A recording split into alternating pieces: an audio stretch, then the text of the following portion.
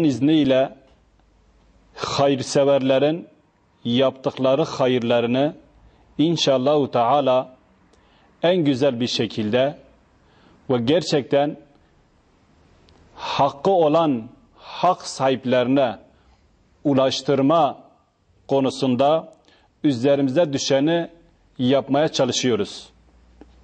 İnanıyoruz ki arkadaşlarımız bu konuda üzerine düşeni yapmışlardır.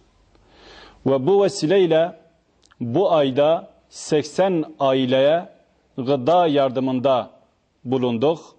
Bununla beraber 30 aile kadar da Suriye'den ilimize gelen Suriyeli ailelere elbise, gıda ve bir kısmına da yatak yardımında bulunduk.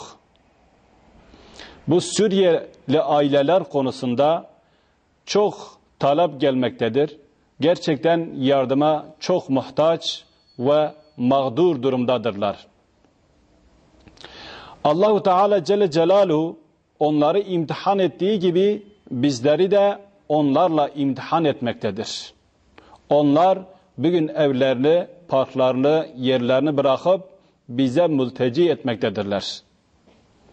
Biz Müslümanlar dünyanın neresinde olursa olalım Allahu Teala'nın buyruğuyla kardeş olmuşuzdur.